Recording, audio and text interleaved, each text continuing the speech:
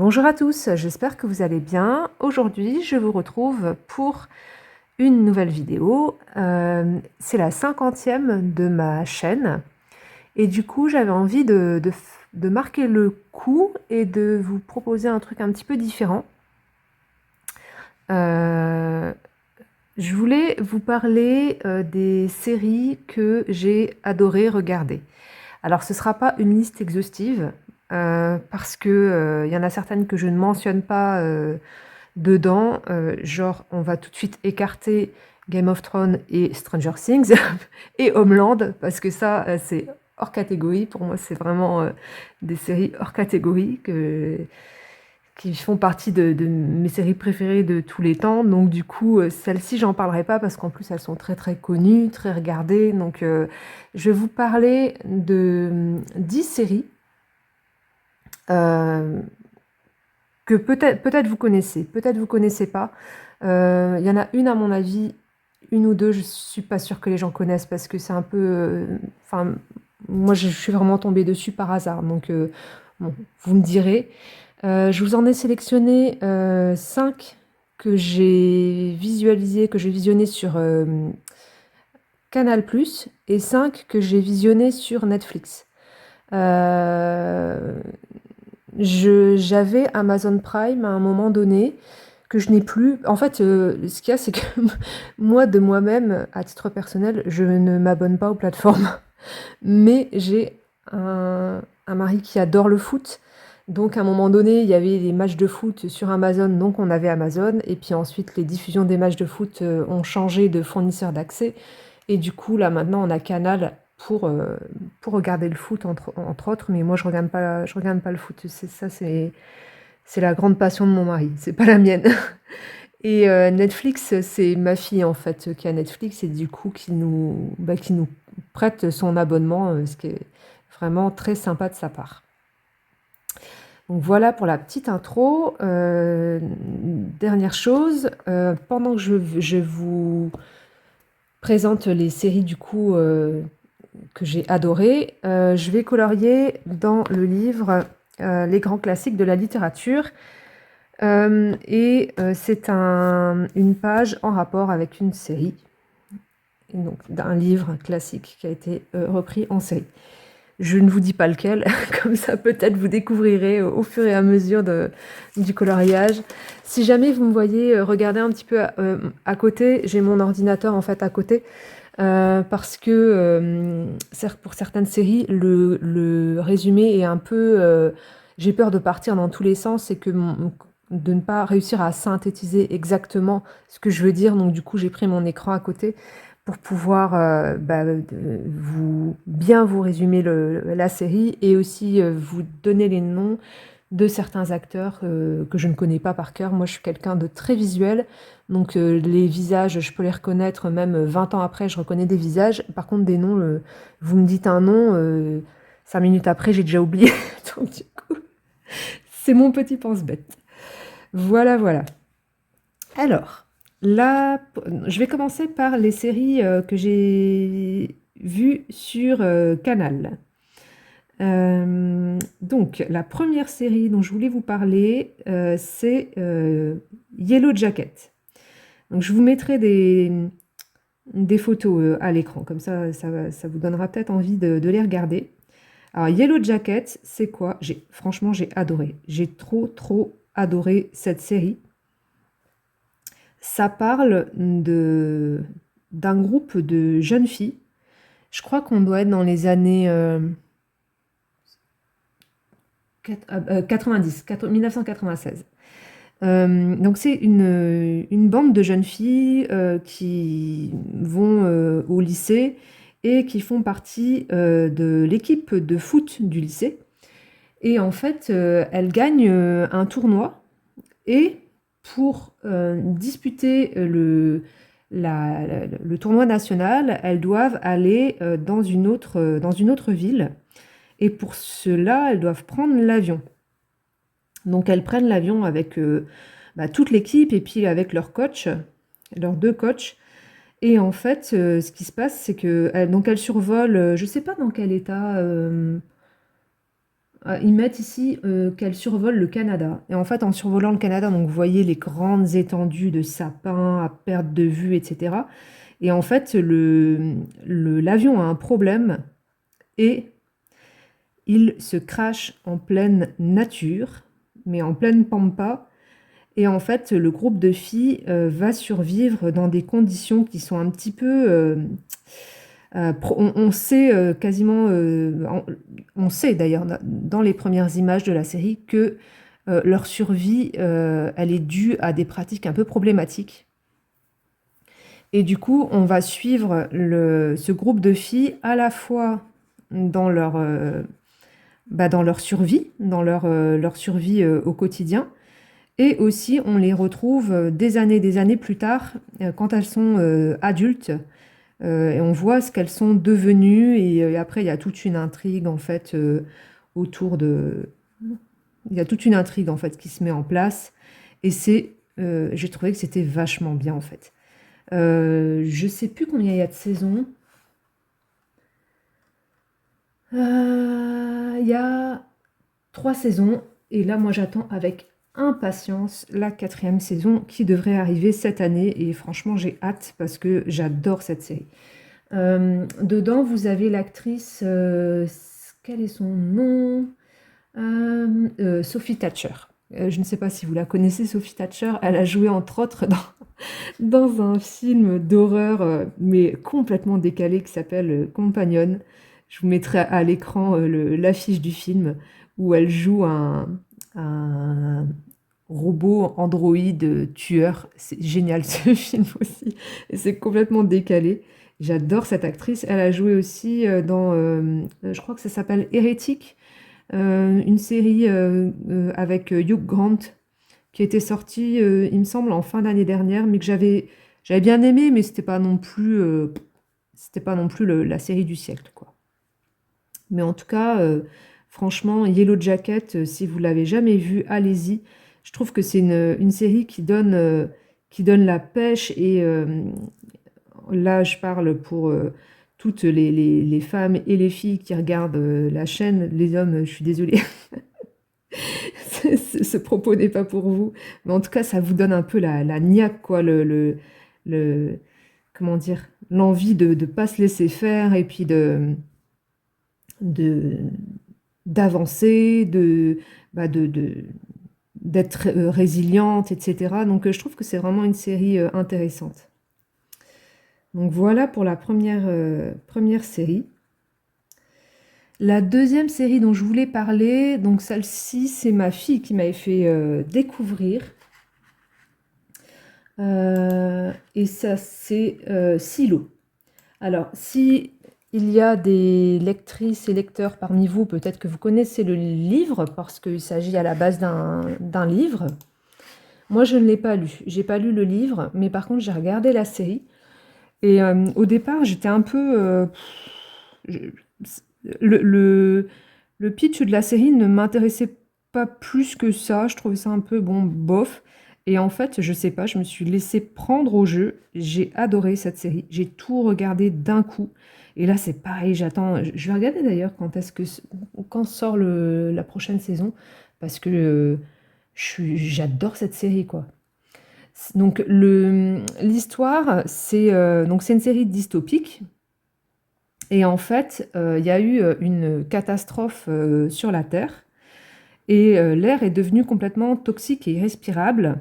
Et du coup, pour survivre, les êtres humains ont créé des silos qui s'enfoncent dans le sol, et toute la population habite dans ces silos. Donc il y a plusieurs silos là, comme ça, répartis sur la surface de la Terre.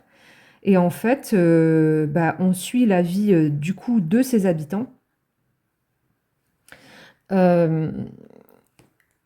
Et en fait, on se rend compte que la survie de ces personnes dépend, entre autres, de systèmes d'obéissance, de croyances.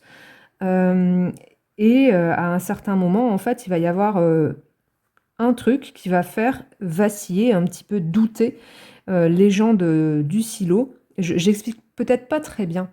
En fait, ça va venir faire douter les gens du silo qui vont remettre en cause le système de croyance et le fonctionnement même de leur vie, en fait, en communauté. Et j'ai trouvé que c'était super intéressant. C'est une série d'actions, donc on s'ennuie pas. L'actrice principale, elle est vraiment badass, quoi. Donc ça fait plaisir, pareil, de voir des actrices comme ça, quoi. C'est quoi son nom? C'est Rebecca. Non, ouais, c'est ça. Rebecca Ferguson, le nom de l'actrice principale. Et j'ai trouvé que c'était une très très bonne série. J'ai tout regardé d'un coup, cette série-là. C'est ma fille qui me l'avait conseillée et quand j'ai commencé, j'ai pas arrêté. Donc voilà pour la deuxième série. La troisième série, alors ça c'est... je vais mettre celle-là d'abord. La troisième série dont je voulais vous parler, vous n'en avez peut-être pas forcément entendu parler, parce que moi je sais même plus comment peut-être c'était dans mon fil de... J'en sais rien, je sais même plus comment j'ai trouvé cette série. C'est une vieille série quand même. Je vais regarder de quand elle date. Ah bah non, pas si vieille. 2023. Je pensais que c'était plus vieux que ça. Donc cette série, The Crowded Room, ça parle d'un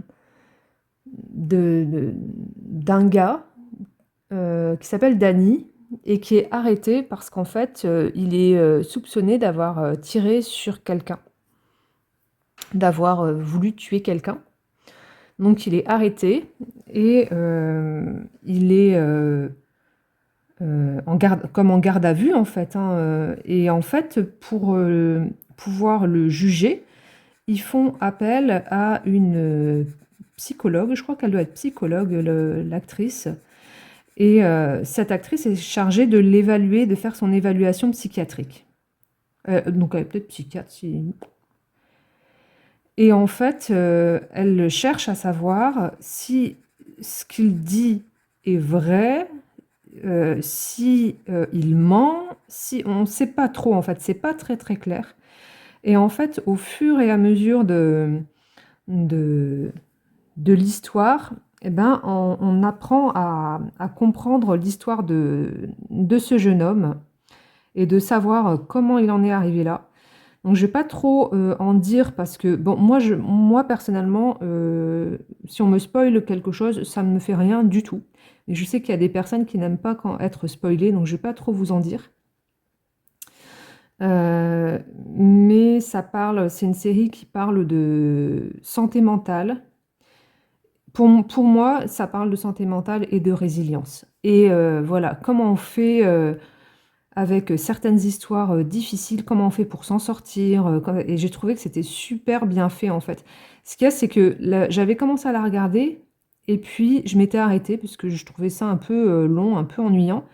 Et en fait, un jour où j'avais plus rien à regarder du tout, je me suis dit, bah tiens, je vais quand même essayer de la regarder une deuxième fois, quoi, parce que j'ai voulu retenter. Et quand j'ai retenté, j'ai dépassé le premier épisode. Et franchement, après, j'ai été happée par cette série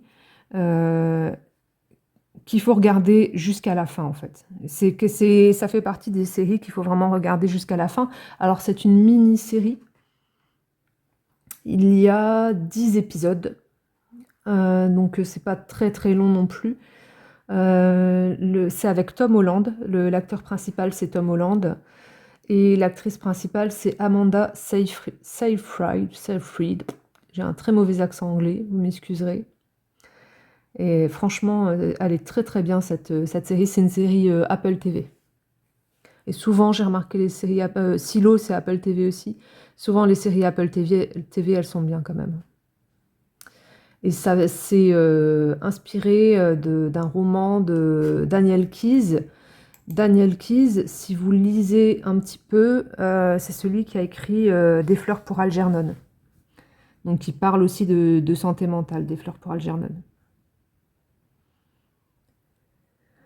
Donc voilà pour cette quatrième série, non, troisième. la quatrième série dont je voulais vous parler, ça c'est une série que j'ai regardée il n'y a pas si longtemps que ça. Et là, c'est là où je me dis, ouais, celle-là, c'est génial. En fait, ce truc-là, j'ai commencé à regarder, pareil, un soir où j'avais plus rien à regarder. J'ai dit, oh, je m'ennuie et tout, je sais pas quoi faire. Et j'ai commencé à regarder ça, qui était dans mon fil de suggestions. Je me suis tout enfilé d'un coup. C'était trop génial. Et ça s'appelle Serpent Queen. Alors, Serpent Queen, c'est quoi? Ça parle de Catherine de Médicis. Mais c'est une série, moi comme je dis, quand j'ai voulu l'expliquer à ma fille, je lui ai dit, écoute, c'est l'histoire de Catherine de Médicis, mais rock'n'roll quoi. Et même la bande, comment dire, la bande son, c'est rock. Donc du coup, ça fait vraiment une ambiance un peu particulière. Donc là, vous êtes dans un univers complètement différent. Vous êtes à la Renaissance. L'histoire débute, François Ier est encore roi. Et en fait, ils font venir la jeune Catherine de Médicis, donc ils sont allés chercher en Italie, ils la font venir pour épouser le fils du roi. Et ça démarre comme ça.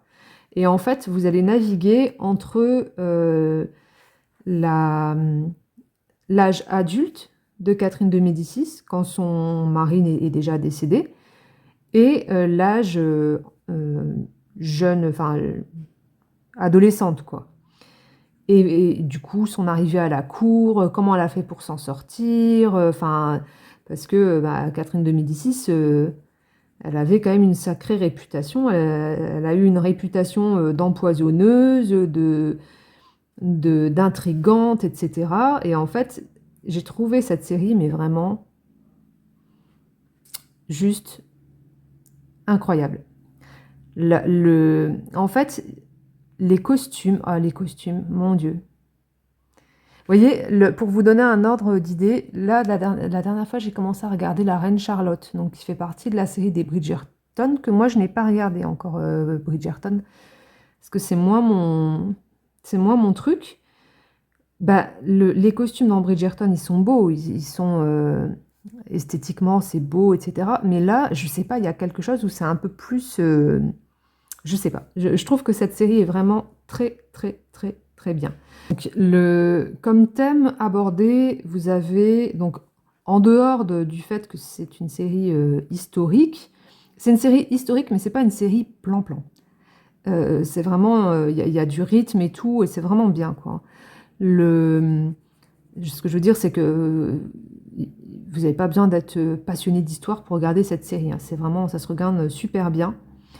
Vous avez des thèmes qui sont abordés comme la féminité, le rôle de la femme, le rôle des grossesses, la place, parce que du coup, Catherine de... enfin, si vous connaissez un petit peu l'histoire, je ne spoil pas, parce que c'est quand même assez connu. Le truc, c'est que Catherine de Médicis, elle a toujours été mise en second plan par son mari, parce que son mari, il avait des maîtresses, et puis entre autres, une maîtresse qui était en gros sa femme officieuse, et puis Catherine de Médicis a été juste là en femme officielle pour lui faire les enfants, quoi. Donc vous avez tout ce micmac en fait entre comment je fais pour trouver ma place quand je suis une femme où je suis obligée de rester mariée comme ça à mon mari, j'ai pas d'autre choix, et en même temps il faut que je trouve ma place parce qu'il y a la favorite, etc. Vous avez toute une thématique sur l'amour maternel, sur l'ambition, sur les croyances. Il y a tout un passage sur les croyances, puisque ça, ça va jusque... Est-ce que ça... Oui, ça va au massacre de la Saint-Barthélemy. Donc du coup, vous avez tout un volet sur les croyances religieuses. C'est super bien. Vraiment, et ça, je l'ai vraiment trouvé par hasard. J'en avais jamais entendu parler. Il me semble qu'elle a été diffusée sur M6 aussi, mais je regarde pas trop la télé en fait, donc en tout cas moi je connaissais pas du tout, et si jamais vous avez l'occasion de la voir cette série, regardez-la parce que Vous allez passer un bon moment. Vous n'avez que 2 saisons, donc ça va. Moi, j'aime bien les séries qui sont où ça se clôture à un moment parce que j'aime pas les trucs sans fin, quoi. Donc là, vous avez 2 saisons et franchement, moi, quand j'ai cette série-là, quand j'ai fini de la regarder, bah en fait, je voulais la regarder une deuxième fois tout de suite parce que je voulais pas sortir de la série. C'était trop bien en fait. Donc, euh, donc voilà. Ensuite, je voulais donc la dernière série de Canal dont je voulais vous parler. C'est une série où là, c'est un peu plus le thème est un peu plus lourd, mais c'est une série que j'ai trouvée exceptionnelle et ça s'appelle Patrick Melrose. Donc Patrick Melrose, c'est une mini-série, pareil. Je vais regarder combien il y a de saisons. Je sais plus s'il y en a 2 ou 3.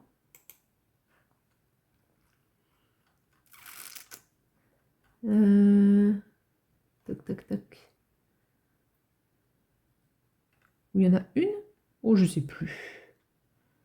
Il y en a qu'une apparemment. Il n'y a que 5 épisodes.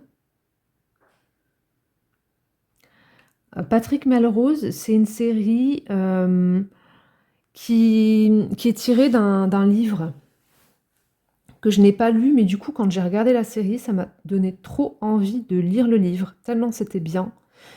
Donc c'est une série britannique qui est assez ancienne, donc 2018. Donc ça parle d'un gars un peu dandy comme ça, un riche aristocratique, dandy, un peu oisif, un peu dandy, il y a pas grand-chose à faire. Et en fait, le truc, c'est que lui, ce qu'il aime, bah, c'est se droguer, quoi. Donc du coup, il est accro à un peu tout type de drogue, à l'héroïne, la cocaïne, l'alcool, enfin n'importe quoi. Le personnage principal est joué par Benedict Cumberbatch, dont je vous ai déjà parlé dans une autre vidéo. C'est un acteur que j'adore, qui est impertinent à souhait, etc. Et donc, du coup, ce gars-là, il est là un peu oisif et tout, et il passe son temps à s'amuser à se droguer, jusqu'au jour où il apprend que son père est décédé. Il reçoit un coup de téléphone et on lui apprend que son père est décédé et qu'il doit se rendre à New York pour enterrer son père. Ça part de là. Lui, il veut pas y aller, mais il déteste son père. On sait qu'il déteste son père. Vraiment une haine viscérale, mais on ne sait pas pourquoi. On comprend au tout début de la série qu'il déteste son père parce que son père, c'était un mec complètement imbuvable. Mais il n'y a pas que ça, en fait. Et du coup, ça part de là, et on va suivre le parcours de Patrick Melrose, à la fois quand il est adulte, donc il va à New York pour pouvoir enterrer son père, et en même temps, il y a des flashbacks sur son enfance. Et cette série, je crois que ça fait partie d'une des séries qui m'a le plus touchée. Mais moi, je suis fort, fort sensible à tout ce qui touche les enfants, en fait. C'est quelque chose où c'est vraiment... quand vous voyez, l'être humain, parfois, voilà, les êtres humains sont complexes. Mais dès que ça touche aux enfants, moi, c'est quelque chose où ça me prend aux tripes. Et ce film parle de l'enfance, parle de comment un petit gars tout mignon, tout gentil en arrive des années plus tard à consommer de l'alcool, de la cocaïne, de l'héroïne, à se détruire complètement juste pour échapper aux souvenirs qu'il a, à ce qu'il a vécu, à ses traumatismes en fait. Et donc ça peut paraître un petit peu lourd comme ça, dit comme ça, mais je vous promets, quand vous regardez cette série, moi j'ai trouvé que c'était une série quand même qui donnait de l'espoir. Et pas gnangnan ou je sais pas quoi. J'ai trouvé vraiment que elle est très très bien faite cette série. Et elle parle très très bien des mécanismes toxiques dans certaines familles, des mécanismes toxiques entre parents-enfants et aussi entre les parents eux-mêmes en fait. Et comment toute cette toxicité, même par exemple comment dire, les relations toxiques entre deux parents, comment ça a un impact sur les enfants. Et elle est vraiment très très très très bien. Moi, je la conseille à tous ceux que le sujet intéresse. Après, si vous êtes très très sensible sur la question des enfants, ne regardez pas parce que ne vous faites pas enfin voilà, protégez-vous. Il y a des, il y a des sujets. Bon, voilà quoi, hein. Chacun a sa sensibilité, chacun a son histoire. Donc, mais si vous avez l'occasion et que ça vous intéresse, allez-y parce que c'est vraiment une très très bonne série.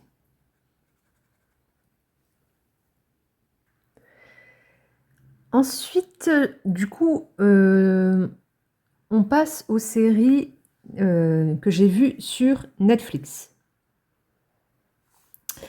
Alors, sur Netflix, la première série dont je voulais vous parler, on va rester dans le monde de l'enfance, mais du coup avec quelque chose un peu plus léger. Et je voulais vous parler de la série qui s'appelle Le garçon et l'univers. Je ne sais pas si certains d'entre vous l'ont vu. Moi, j'en avais jamais entendu parler. En fait, c'est venu comme ça, pareil, dans mon fil de recommandations. C'est une série australienne. Il n'y a qu'une seule saison. Il y a 7 épisodes, il me semble. Ça se passe dans les années 80, dans la banlieue de Brisbane. Et en fait, c'est l'histoire de deux frères, deux petits gars, dont l'aîné, en fait, il est un peu, comment dire, on ne sait pas trop s'il est autiste ou s'il est, comment dire, un peu mutique comme ça, et il ne parle plus. On ne sait pas pourquoi il parle plus, et il communique avec son frère en écrivant les mots dans l'air. C'est-à-dire, par exemple, il va écrire mots, il va écrire M ou T comme ça, et son frère, lui, il arrive à communiquer avec lui comme ça. Donc ça, c'est la petite particularité de ces deux frères-là. Et en fait, ils vivent dans une famille un peu bancale. Ils vivent plus avec leur père parce que leur père est alcoolique. Et leur mère, elle s'est remis avec quelqu'un, un mec un peu... il fait ce qu'il peut, le pauvre gars, mais il, il travaille pas, il deal, enfin, il fait ce qu'il peut pour s'en sortir. On voit que c'est pas un mauvais gars, mais voilà quoi, il fait pas non plus des trucs très très recommandables. Et en fait, on va suivre l'histoire de cette famille. Il y a toute une intrigue qui va se nouer en fait par rapport à ces deux frères et on suit leur parcours. Et j'ai trouvé que cette série avait vraiment une saveur particulière. Je sais pas.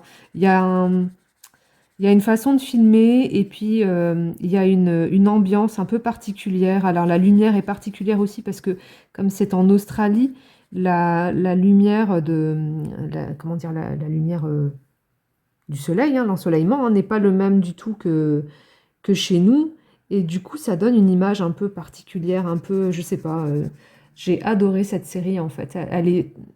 Moi j'en entends très très peu parler. Quand j'en ai parlé autour de moi, les gens ne connaissaient pas du tout.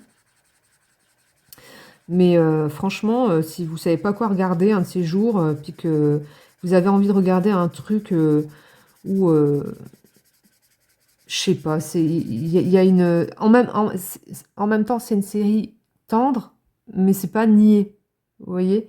C'est pas quelque chose c'est vraiment, comment dire, ouais, c'est une série tendre, mais il y a aussi les difficultés de la vie de ces deux jeunes garçons. Et du coup, c'est pas complètement nié, en fait. Donc, c'est vraiment une bonne série. Ensuite, je voulais vous parler... hmm, je voulais vous parler de Dark, parce que j'adore Dark. Je fais partie de ces gens qui adorent Dark. Alors ça me fait rire un peu parce que souvent, moi, quand je dis à mes enfants, ouais, Dark, c'est trop bien et tout, à chaque fois ils me disent, ouais, mais nous, on comprend rien, parce qu'en fait, Dark, cette série-là, elle m'avait été conseillée par un ancien collègue de travail. Il m'avait dit, écoute, si t'aimes bien Stranger Things, il dit, regarde Dark, c'est trop bien.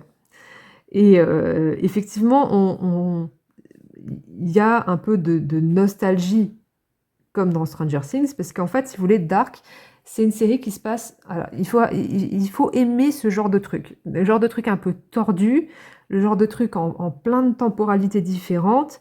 Si vous aimez pas ce genre de truc-là, ou si vous avez du mal à suivre, ne regardez pas ça, quoi, parce que sinon, vous allez être perdu.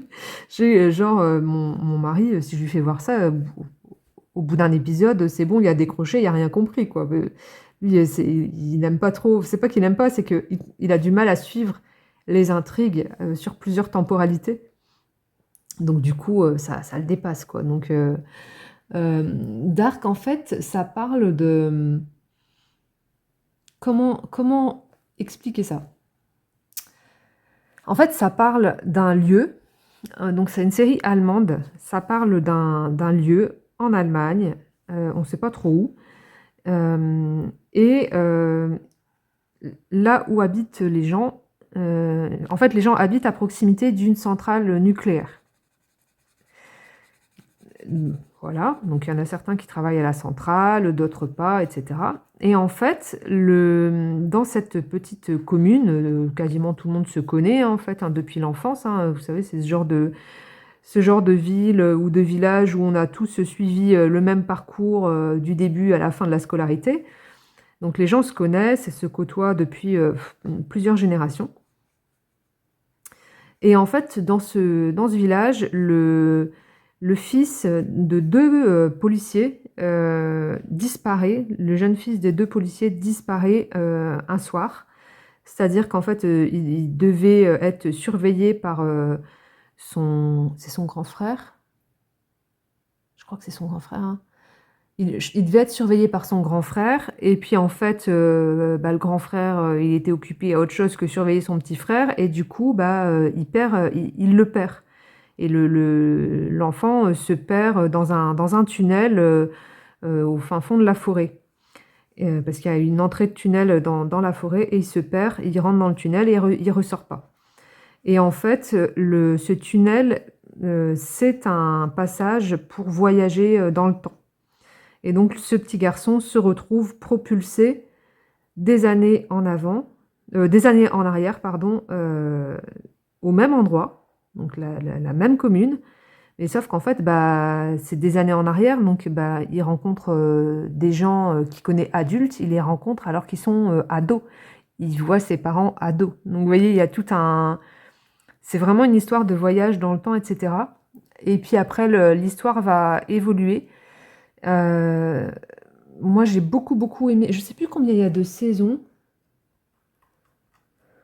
Attendez, je regarde. Il y a combien de saisons? 1, 2, 3. Il y a 3 saisons. Moi, j'ai trouvé que la première et la deuxième saison étaient super bien. La troisième saison, j'ai un peu moins aimé.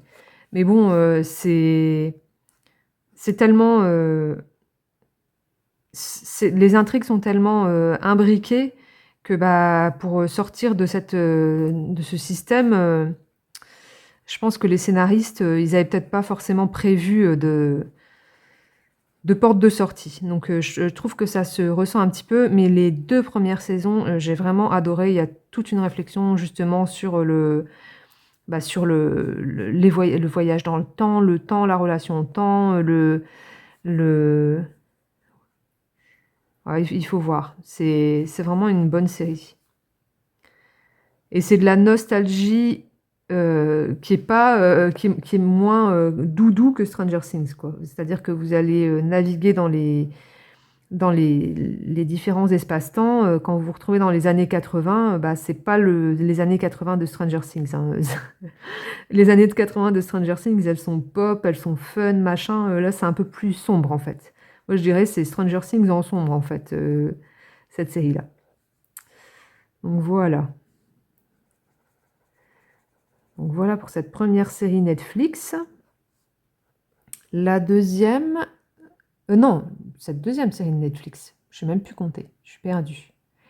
La troisième série dont je voulais vous parler, il s'agit de laquelle je vais vous parler. Bon, celle-ci, vous la connaissez, à mon avis. Je voulais vous parler... Je vais rester un peu dans le sombre. Puis après, on ira vers la lumière, vous inquiétez pas. Je voulais vous parler de Mindhunter. Cette série, que j'adore, par contre, je suis fâchée. Parce que c'est une série qui n'a jamais été achevée, faute de moyens, et qui laisse tous les fans sur leurs dents, n'est-ce pas? Le Mindhunter, ça parle des tout débuts du profilage. Donc les tout premiers, comment dire, les prémices du profilage. Donc on suit, donc ça se passe à Quantico, au FBI, et on suit... attendez, je sais plus ce qu'il est le mec. Alors, tac, tac, tac. Tac, tac, tac. Donc, on est au sein de l'unité d'analyse comportementale du FBI et on suit les agents Holdenford et Bill Tench qui vont, plus tard avec une autre psychologue, en fait, commencer à... est-ce qu'on peut dire cartographier? Je ne sais pas comment on peut dire ça. En fait, ils vont commencer à faire du profilage, quoi, à interviewer des tueurs en série pour pouvoir en dégager des modes opératoires, des réflexions, des comportements types pour pouvoir repérer les futurs tueurs en série ou alors pour pouvoir trouver des tueurs, des gens qui perpètrent des crimes en série et qu'on n'arrive pas à trouver parce qu'on pense que c'est des actes isolés. Et en fait, cette série, elle est vraiment... Elle est sombre. Elle est sombre. Faut le savoir, parce que moi, je sais que, pareil, mon mari qui lui a un petit cœur, il a du mal avec ce qui est un petit peu sombre, un petit peu glauque. Donc, du coup, si vous n'aimez pas ce genre de choses, bon, bah voilà, ne regardez pas.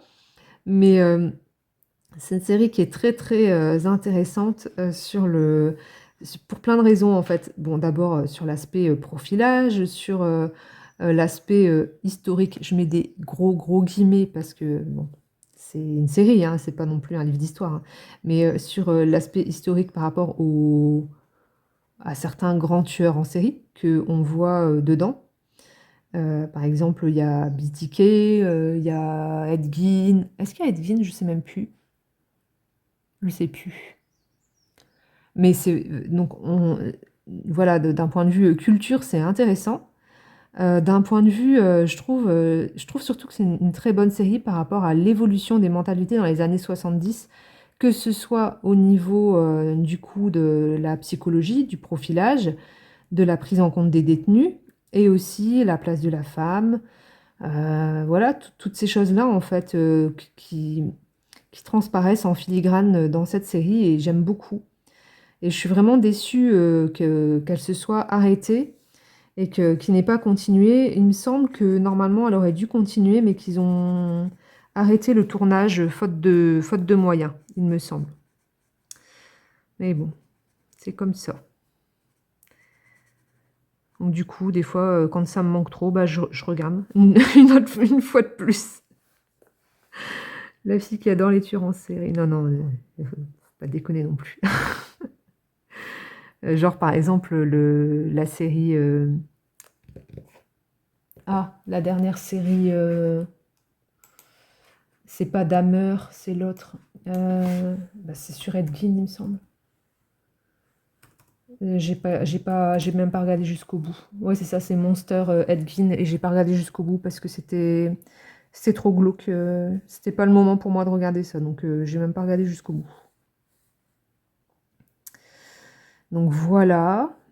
Ensuite, je voulais vous parler. Alors celle-ci, vous la connaissez sans doute aussi, mais je vous en parle parce que ça fait partie des séries que j'adore. Je suis en train de la revisualiser, revisualiser, n'importe quoi. Ouh, je suis fatiguée.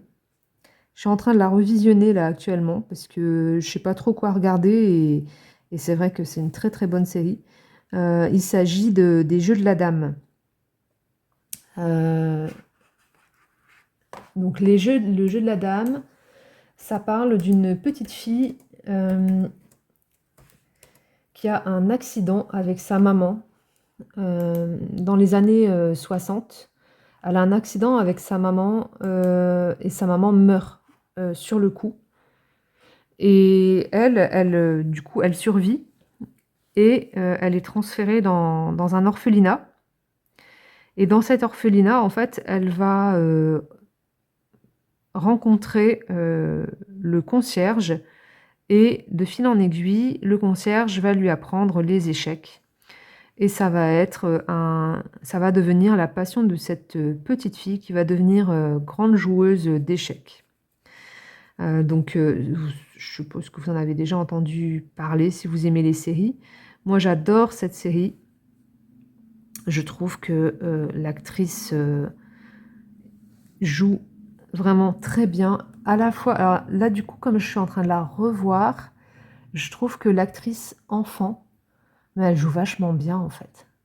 Elle s'appelle du coup Annabeth Kelly, la petite fille, qui joue l'actrice principale à 5 ans. Elle joue vachement bien, je crois que c'est elle. Hein.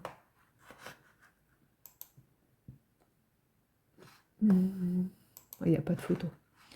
Mais elle vraiment, elle joue, elle est vraiment très très très très bonne cette petite.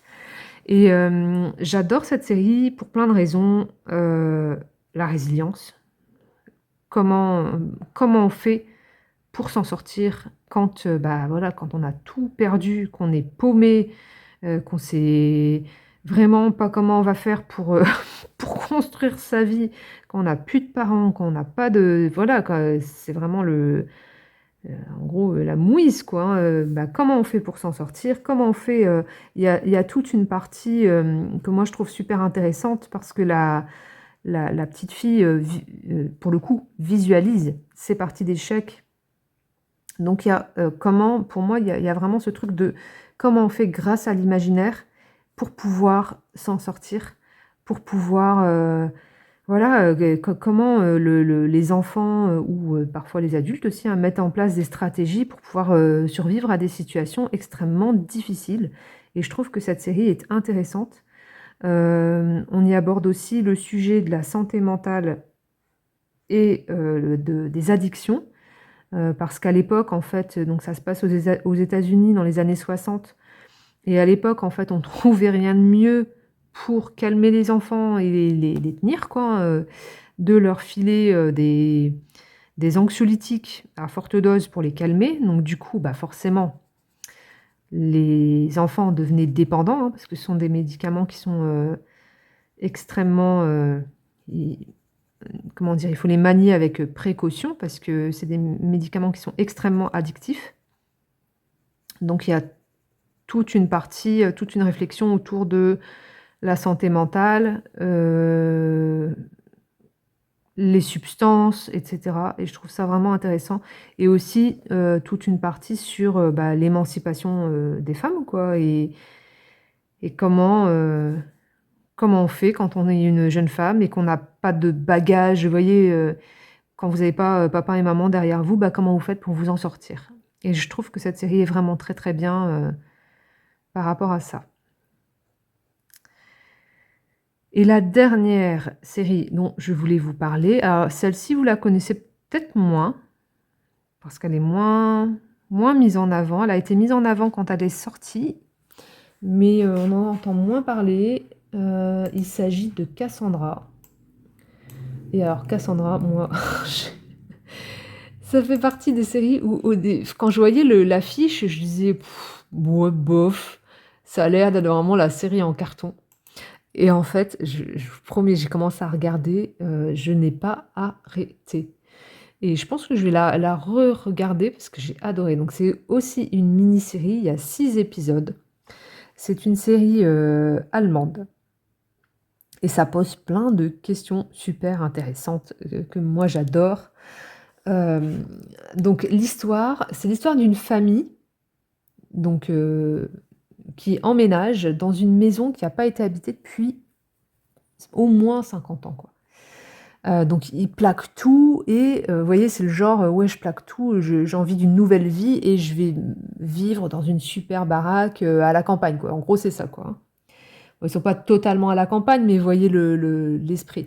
Et ils trouvent une super bonne affaire, ils trouvent une maison d'architecte et ils se disent: «Waouh, bah, c'est la maison de nos rêves, c'est la maison qu'on attendait». Et en fait, quand, ils vont dans cette maison, ils se retrouvent, comment dire? Ils sont dans une maison qui a été, donc une maison d'archi et c'est l'une des premières maisons connectées qui a été réalisée. Donc, toute dans la maison est connectée, mais connectée, à la sauce années 70 parce que le concepteur de la maison était un architecte des années 70. Et en fait, mais il y a un robot dans cette maison, comme un genre d'androïde, mais vous voyez les prémices d'androïde, même avant les Star Wars, quoi. Le truc vraiment basique avec un écran et sur l'écran, il y a la tête de la de l'androïde, quoi, et du coup, il y a ce robot, c'est le servant de la maison, en fait, la servante de la maison et l'assistante de la maison. Donc ça, c'est le début et puis, en fait, ça va l'intelligence, artificielle, qui n'est pas une intelligence artificielle comme celle qu'on utilise, nous, actuellement, qui est beaucoup moins développée puisqu'elle a été créée dans les années 70, va commencer à déraper et on ne sait pas trop pourquoi, en fait. Et ça commence comme ça et je vous en dis pas plus. Il faut regarder cette série. Elle est vraiment, moi, j'ai adoré. Heu Franchement, ça pose enfin, ça pose plein de questions sur, bah, oui, l'intelligence artificielle. Comment on va faire si jamais, bah, on connecte, nos maisons ou autres, et que l'intelligence artificielle prend le pas sur la volonté de l'homme? Après il y a plein de réflexions, mais je ne veux pas trop vous en dire non plus pour pas vous spoiler parce que il y a toute une histoire autour de, ce robot, assistant là, donc je ne veux pas trop vous en dire pour pas vous spoiler, mais il y a plein de réflexions super intéressantes des questions de société en fait, vraiment super intéressantes. Il y a une intrigue, il y a comment dire? Il y a un suspense, qui monte, parce que voilà, l'intelligence artificielle commence à perdre les pédales et Et c'est super bien. Franchement, j'ai adoré cette série. Elle est pas très, très longue, mais elle est vraiment, efficace. C'est une série, allemande. Je vais vous donner le nom de l'actrice principale parce que je trouve qu'elle est vraiment, c'est une très bonne actrice. C'est, Livina Wilson, l'actrice principale, celle qui joue Cassandra. Je crois que c'est ça, hein. Ouais, c'est ça. Livina Wilson. Donc voilà. Voilà, voilà pour ce petit tour des séries que j'adore. Donc c'est pas exhaustif. Il y en a d'autres que j'aime beaucoup. Je vous en parlerai peut-être un jour, hein, qui sait. Hem, Si vous avez des suggestions de séries, n'hésitez pas à me les mettre, en commentaire. J'adore, avoir des nouvelles suggestions. C'est des fois, on découvre vraiment des pépites dans les suggestions. Donc, moi, j'aime bien regarder ce type de vidéos sur YouTube pour trouver des nouveaux trucs à regarder et tout. Et je trouve ça super intéressant. Donc, surtout, s'il y a des séries qui vous ont tapé dans l'œil et tout, bah, dites-le moi. Comme ça, moi, je me les noterai, puis je me les mettrai dans ma liste à regarder. Sur ce, je vous laisse. J'espère que tout va bien de votre côté. Je vous dis à bientôt et je vous fais des bisous.